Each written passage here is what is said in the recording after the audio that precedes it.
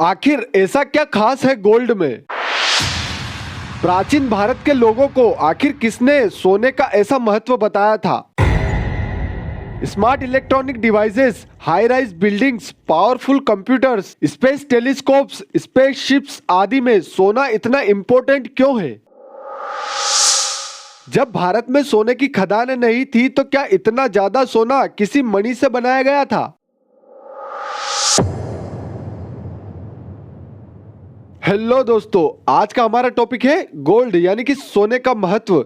अगर आपको भी ऐसा लग रहा है कि गोल्ड यानी कि सोने में ऐसी कौन सी खास बात है कि इसके बारे में डिटेल में बात करनी पड़ रही है, तो इसके दो कारण हैं। पहला, पुराने जमाने में सोने को बहुत ज्यादा महत्व दिया जाता था, और दूसरा, अब इसे साइंटिफिकली समझने के बाद आज के जमाने में भी बहुत ज्यादा महत्व दिया जा रहा है। लेकिन इसमें अजीब क्या है दोस्तों, अगर मैं आपसे कहूं कि जिस भी देश में अभी आप रह रहे हो, अगर उसकी करेंसी अचानक से बंद हो जाए तो आपकी प्रॉपर्टी क्या होगी? तो आप शायद यह कह सकते हो कि हमारी जमीन जायदाद ही हमारी प्रॉपर्टी होगी। लेकिन उन लोगों के बारे में जरा सोचो जो रशिया यूक्रेन युद्ध के चलते या किसी भी युद्ध के चलते अपने घर जमीन जायदाद को छोड़कर चले गए या उन्हें जाना पड़ा। उनकी प्रॉपर्टी क्या होगी? ना ही करेंसी और ना ही जमीन जायदाद। लेकिन दोस्तों, अगर उनके पास सोना या चांदी होते तो वे उनके देश की करेंसी बंद होने की सूरत में भी उस सोने चांदी को दुनिया के किसी भी देश में बेचकर उस पैसे से कुछ भी खरीद सकते थे, या सोने चांदी के बदले उन्हें कुछ भी दूसरा सामान मिल सकता था जो उनके देश की करेंसी बंद होने की सूरत में करेंसी से नहीं मिलता। दोस्तों, ये तो बहुत ही बेसिक इंपॉर्टेंस था सोने का।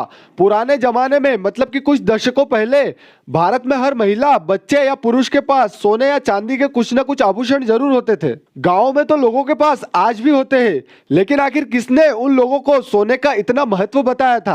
दोस्तों, अगर आपको अभी भी लग रहा है कि इसमें कौन सी बड़ी बात है, तो एक नजर साइंस पर डाल लेते हैं। साइंस की नजर में सोने चांदी और विशेषकर सोने का क्या खास महत्व है? अगर आपको नहीं पता तो मैं आपको बता दूं कि जो डिवाइस आप इस YouTube वीडियो को देखने में अभी यूज कर रहे हो, वह सोने के कारण ही इतना अच्छे से चल पा रहा है। मतलब मोबाइल्स और कंप्यूटर्स में यूज होने वाले इसके ब्रेन यानी प्रोसेसर में सोने का उपयोग किया जाता है। सोने का उपयोग इसकी बहुत खास एटॉमिक प्रॉपर्टीज के कारण किया जाता है। इसके अलावा स्पेस मिशंस में इस्तेमाल होने वाले स्पेस टेलीस्कोप, रोवर्स, सैटेलाइट्स आदि में भी सोने का एक बहुत खास उपयोग किया जाता है। आपने अगर नासा के जेम्स वेब स्पेस टेलीस्कोप को देखा होगा तो उसमें आपको ऊपर ही गोल्ड प्लेटेड प्लेट्स दिख जाएंगी। लेकिन ऐसी खास टेक्नोलॉजीज में सोना ही क्यों यूज किया जाता है?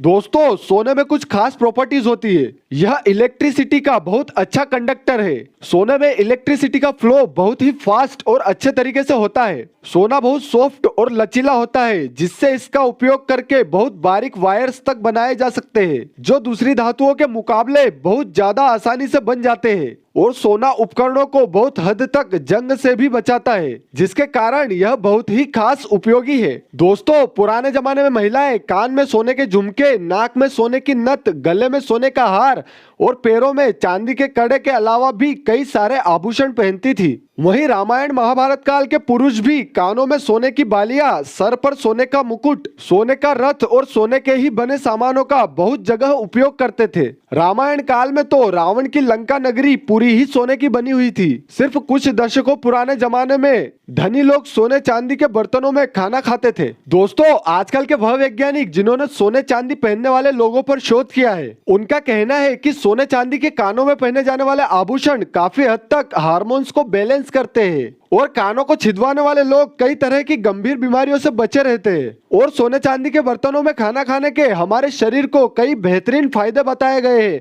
और हमारे पुराने जमाने के लोग तो सोने चांदी के बर्तनों में ही खाना खाते थे। दोस्तों, आइए गोल्ड यानी कि सोने की पीरियोडिक टेबल में जो स्थिति है उसको थोड़ा देखते हैं। गोल्ड का एटॉमिक नंबर है 79। इसका मतलब इसमें 79 प्रोटॉन्स है और इसमें 118 न्यूट्रॉन्स है। इसमें टोटल 79 इलेक्ट्रॉन्स है। दोस्तों, वैसे तो सिल्वर यानी कि चांदी इलेक्ट्रिसिटी की बेस्ट कंडक्टर है।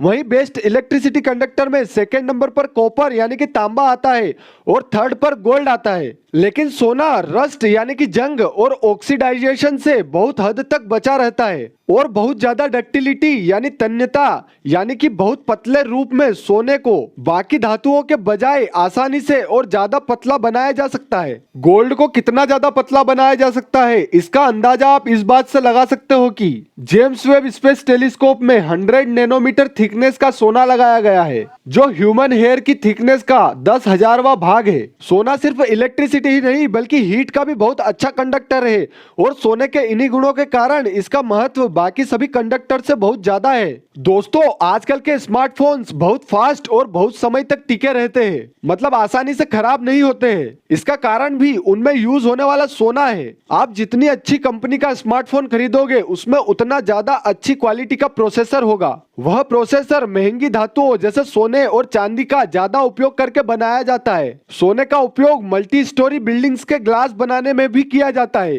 ताकि वह ठंडी रह सके, और इसी तरह जेट प्लेन्स के ग्लास में भी इसका उपयोग होता है ताकि प्लेन के शीशों में हाई एल्टीट्यूड्स पर बर्फ ना चिपकी रहे। मेडिकल फील्ड में आर्टिफिशियल टीथ में भी सोने का बहुत उपयोग होता है। दोस्तों, यहाँ पॉइंट की बात यह है कि जिस सोने की शानदार प्रॉपर्टीज का साइंटिस्ट जगह जगह यूज कर रहे हैं, पुराने जमाने के लोगों को तो इसका महत्व पहले से ही पता था। दोस्तों, भारत को सोने की चिड़िया कहा जाता था और यहाँ दुनिया के सभी देशों से कई गुना ज्यादा सोना उपलब्ध था और कोई भी सोने की खदान नहीं थी। तो आखिर कहां से आया था वह सारा सोना? आज भी भारत में खुदाई करने पर और प्राचीन मंदिरों के गुप्त दरवाजों को खोलने पर खरबों रुपए की कीमत का सोना मिलता रहता है। जैसे कुछ सालों पहले केरल के तिरुवनंतपुरम के पद्मनाभ स्वामी मंदिर से 1,32,000 करोड़ रुपए का सोने और बाकी बहुमूल्य धातुओं का खजाना मिल चुका है और उस मंदिर के अभी 6 ही दरवाजे खोले गए हैं। ऐसा कहा जाता है कि 7वें दरवाजे में बाकी 6 दरवाजों से भी ज्यादा खजाना है। तो क्या भारत में पाया जाने वाला वह सोना किसी मणि से बनाया गया था, जैसे श्यामंतक मणि या पारस मणि आदि? दोस्तों, अंग्रेजों ने 1765 से लेकर 1938 तक 173 सालों में भारत से लगभग 45 ट्रिलियन यूएस डॉलर जितना खजाना लूटा था, जो कि यूनाइटेड किंगडम की आज की जीडीपी से भी 17 गुना ज्यादा है और इसमें से अधिकतर सोने के रूप में ही था। अगर वो सारा सोना आज भी भारत के पास होता तो भारत आज दुनिया का सबसे अमीर और ताकतवर देश होता। दोस्तों, अभी तो स्पेस मिशंस में गोल्ड का उपयोग होता ही है, लेकिन इस बात की संभावना बहुत ज्यादा है कि भविष्य के स्पेस मिशंस में गोल्ड का उपयोग स्पेसशिप्स में बहुत ज्यादा मात्रा में हो सकता है। दोस्तों, अगर वीडियो अच्छा लगा हो तो हमें सपोर्ट करने के लिए लाइक, कमेंट, शेयर और सब्सक्राइब जरूर कीजिए। Thank you for watching.